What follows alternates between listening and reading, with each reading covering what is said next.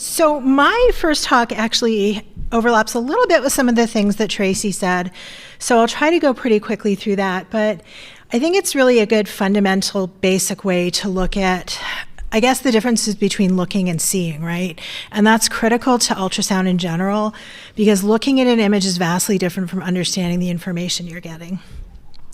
I have one disclosure, which is that I do some product testing and teaching for GE.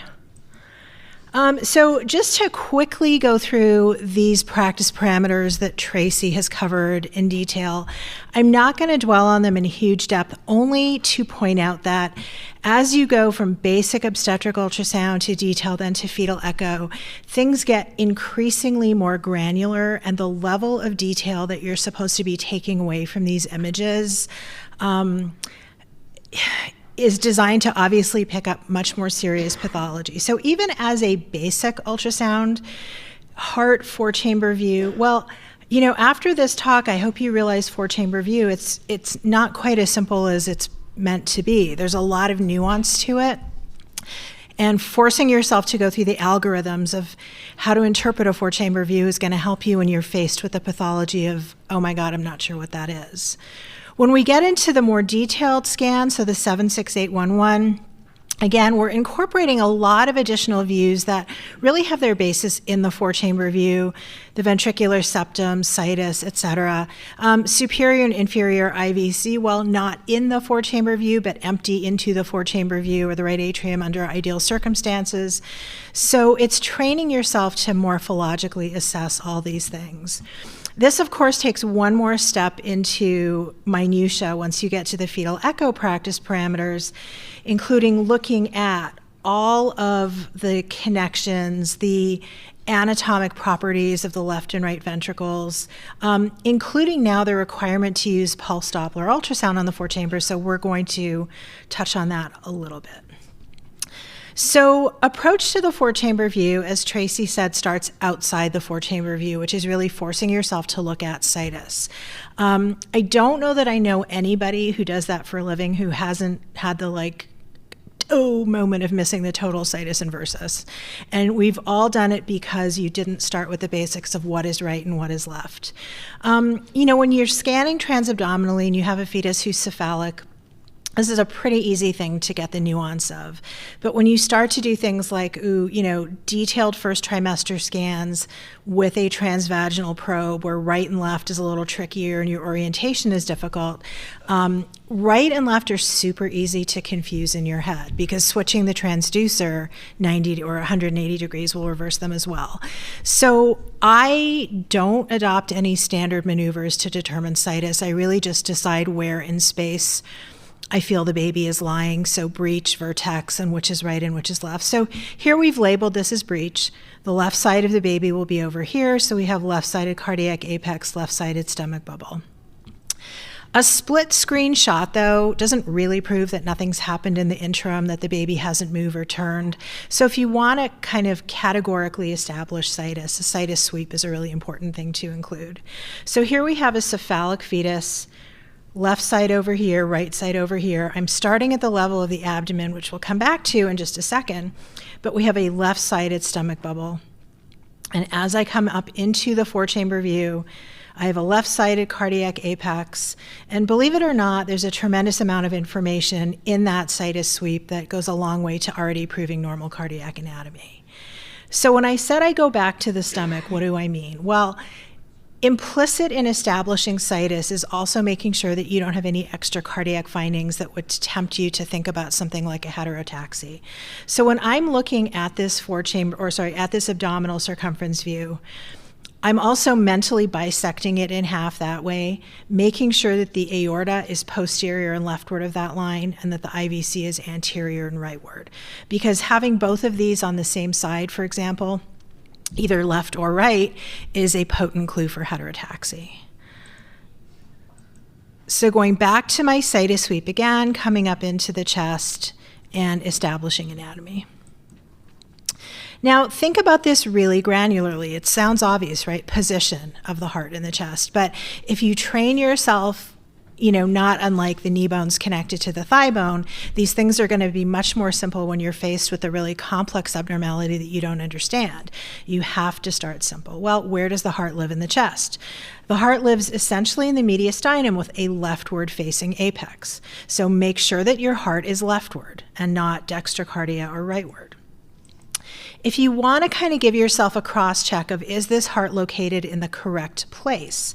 Draw the same line that bisects the chest into the right and left sides, and the line in the front of the chest should come through the free wall of the right ventricle just below the tricuspid valve. So that gives me another point of reference to say, yep, I think this heart is normally located. You should also, at the same token, look at the lung fields on either side. With the exception of this little part of the lingula of the lung, they should be fairly symmetrical, so no kind of mediastinal shift as opposed with a larger lung or a chest mass. Making sure that they look homogeneous, that they don't have any cystic areas, any vascular areas, etc. Cardiac axis is a really important thing to train yourself to do as well, because it's a very, very good clue for pathology.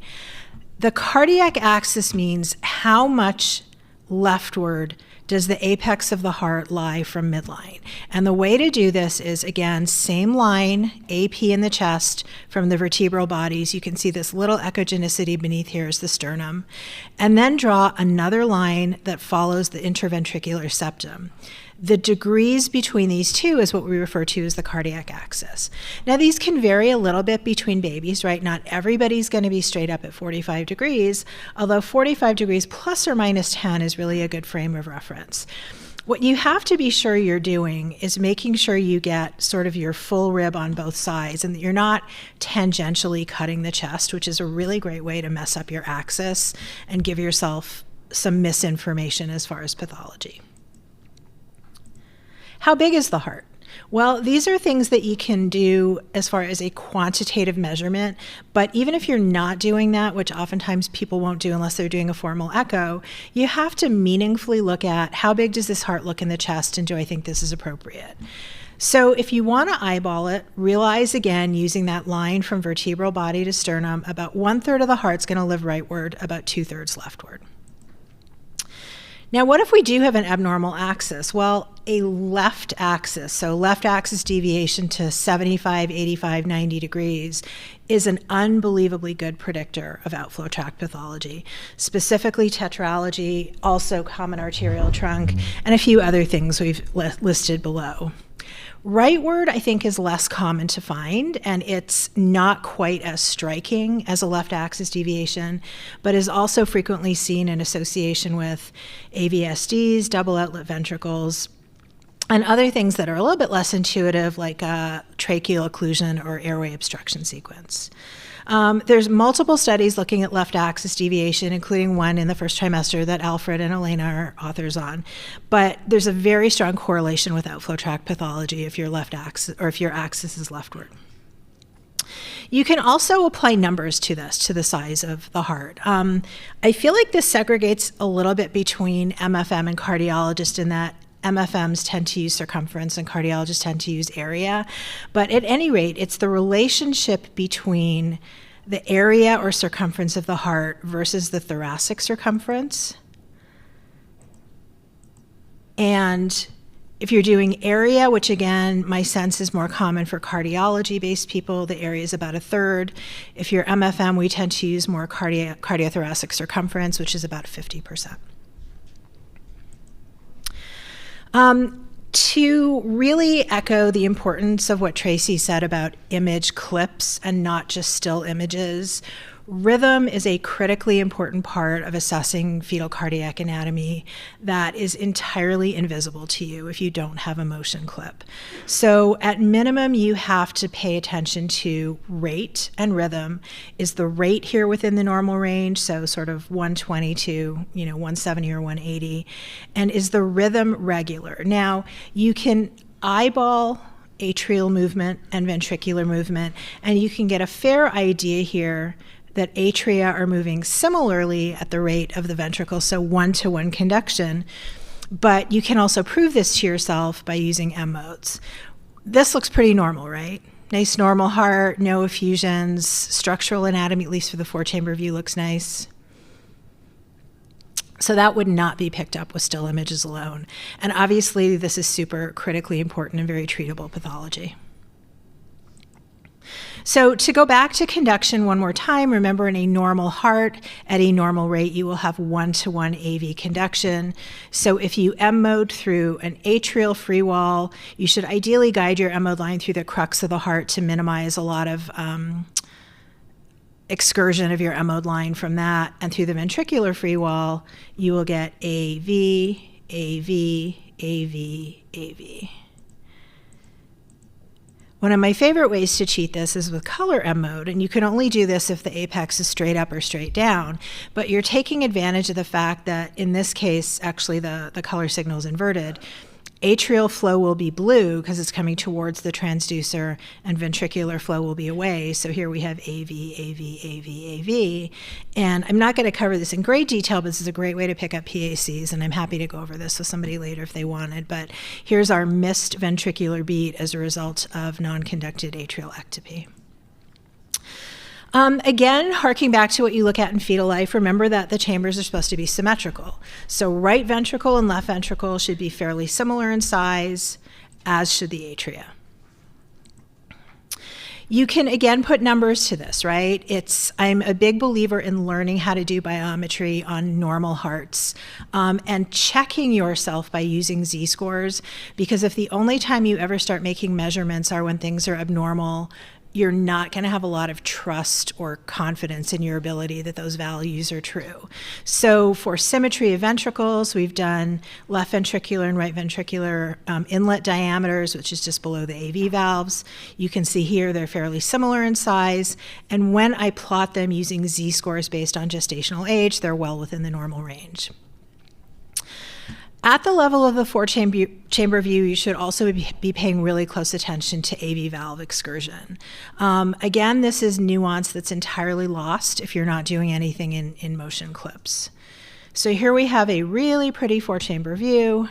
You can see tricuspid and mitral valve. The valves move easily. They move symmetrically. They don't look thickened. They don't look tethered. They don't look like they're doing any weird sort of, not closing symmetrically. You can also do the same biometry at the level of the AV valves. Again, echoing what Tracy just mentioned, which is in diastole at the hinge points, you have a tricuspid valve annulus, a mitral valve annulus, very similar in size. Referencing yourself with z-scores, here I've included all the parameters, but basically by gestational age, these plot within the normal range.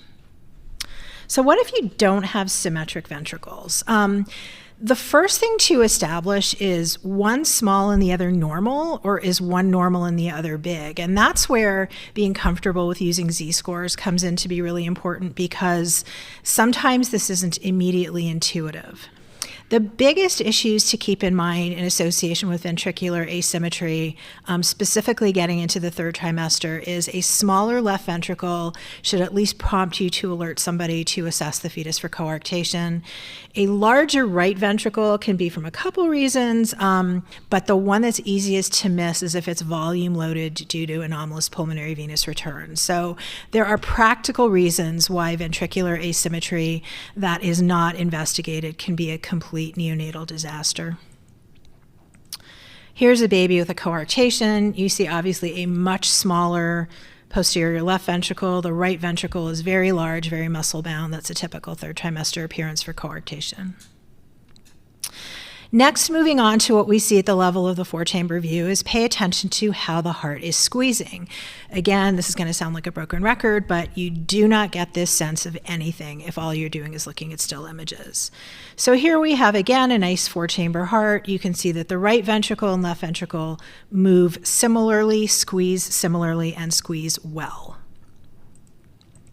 That's in contrast to this appearance. So this is a baby who has evolving hypoplastic left heart syndrome, aortic stenosis, which you can get a little bit of a hint through here, but this is a left ventricle that is involved with endocardial fibroelastosis that is not squeezing at all.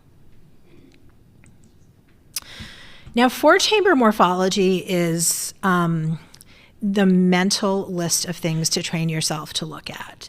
And these primarily have to do with paying attention to the characteristics of the right ventricle, only because they're very specific and easier to list than looking for the absence of them type of thing in the left ventricle.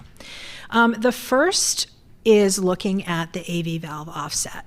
So we know that the tricuspid valve in the right ventricle and the mitral valve in the left ventricle are not set at exactly the same level in the four-chamber view. There's actually a tiny little piece of tissue in here called the AV septum, which accounts for why the tricuspid valve is more apically inserted.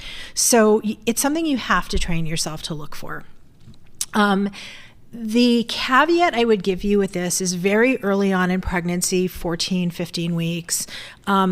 This is subtle, if not lost a little bit. So in very, very small hearts, it may be something that's a little bit harder to appreciate, but anything late into the second and well into the third trimester, make sure you see that tricuspid valve AV offset. What if you don't have an AV valve offset? Well, the most common reason for that is going to be an inlet VSD, where you just don't have that differential AV septum causing the offset. But also, it's a very good feature to pick up AV septal defect abnormalities. So complete AVSDs, transitional. What if you have a posterior valve that's apical? And I have a talk on this tomorrow, but it may be apical because your posterior ventricles is your right ventricle, not your left ventricle. So then you have to think about all the things that go along with that diagnosis. The ventricle always travels with the appropriate AV valve. So if your tricuspid valve is posterior, so is your right ventricle.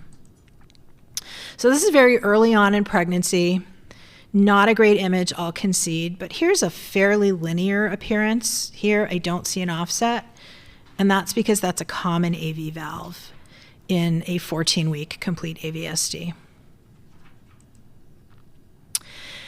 Next, the next feature of the right ventricle is forcing yourself to look for a moderator band. So the moderator band is actually something called a septomarginal trabecula, which is where the non-septal papillary muscles will insert into the apex of the heart.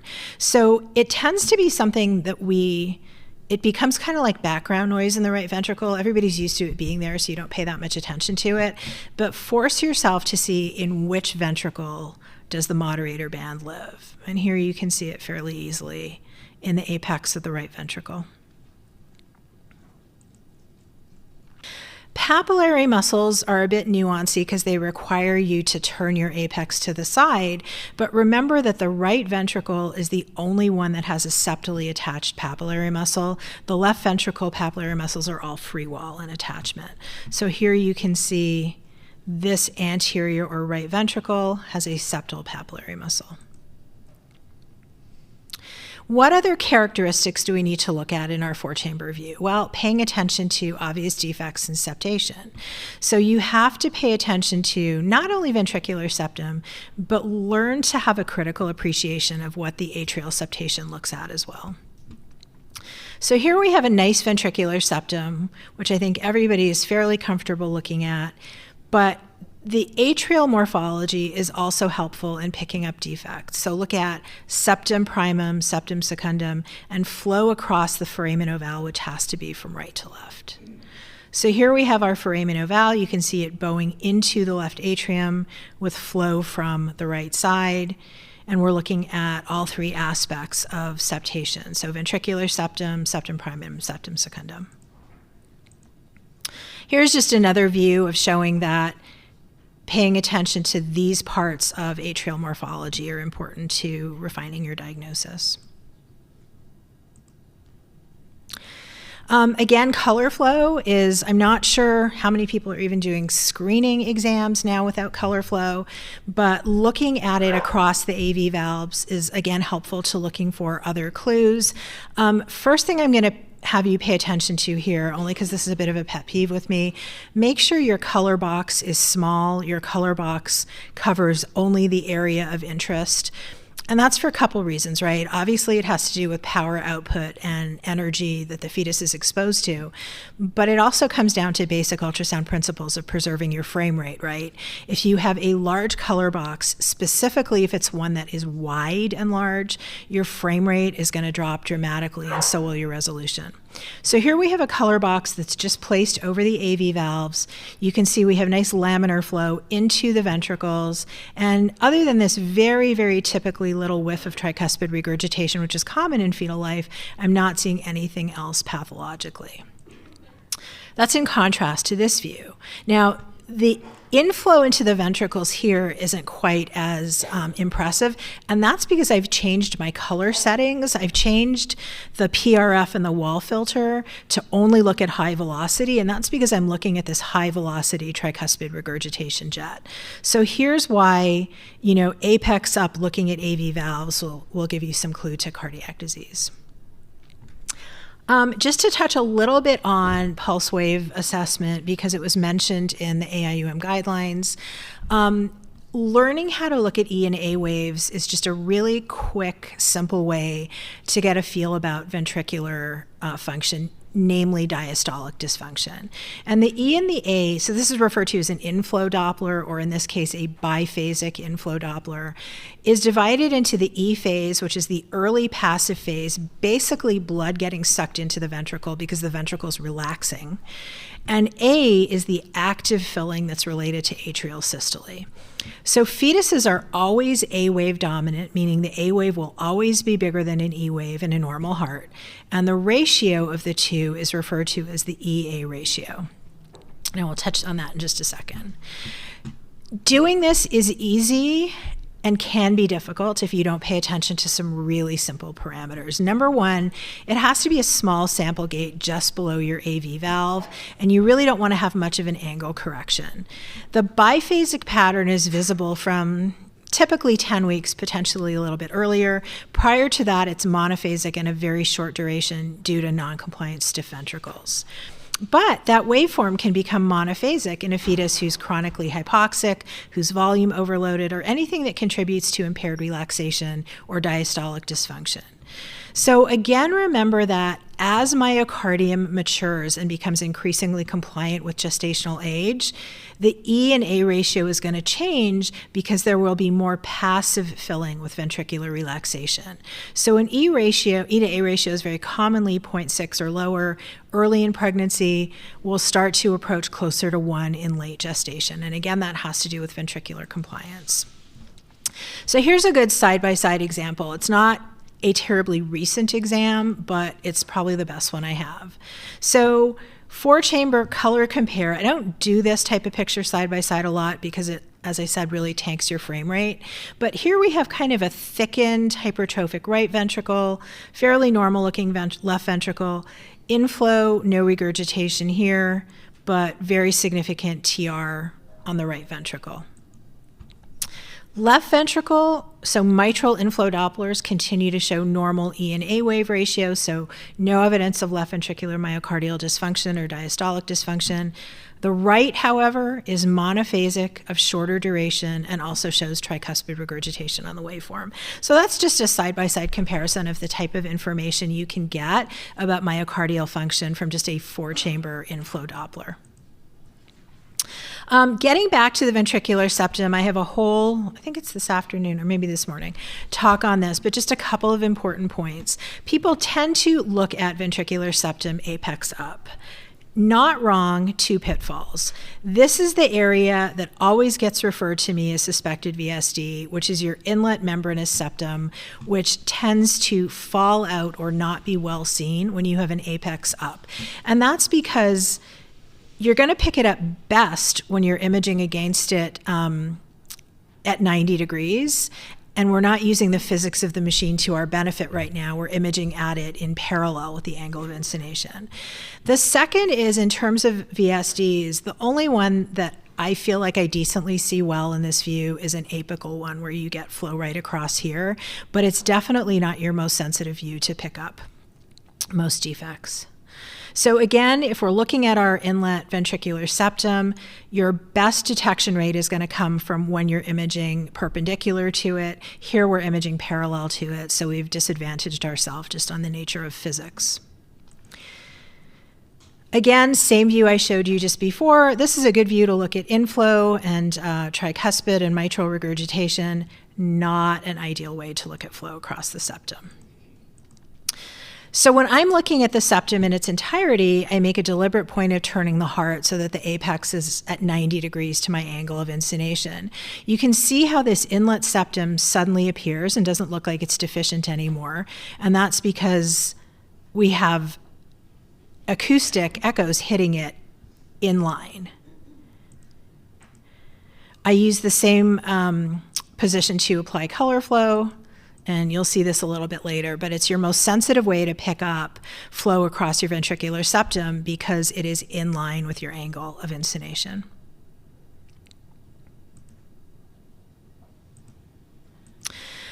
A little bit off four-chamber view, but to remember this is part of assessing a four-chamber view, is looking at the ventricular septum in the low short axis view. Couple take-home points from this. This is the left ventricle. Remember I mentioned that the papillary muscles have only free wall attachments. You can see them here and here.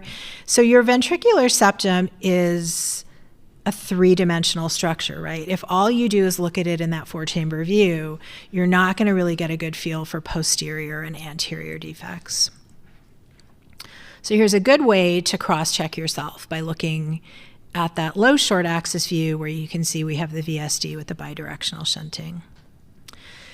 Shout out to pulmonary veins, which anybody who's ever scanned with me knows is like my major fear in life, missing this, is remember that this is an important part of the four-chamber view. Everybody's always trained to look at outflow tracts, but never really makes themselves crazy about looking at veins. So you should always make sure you have at least one right and one left pulmonary vein that join the posterior of the left atrium.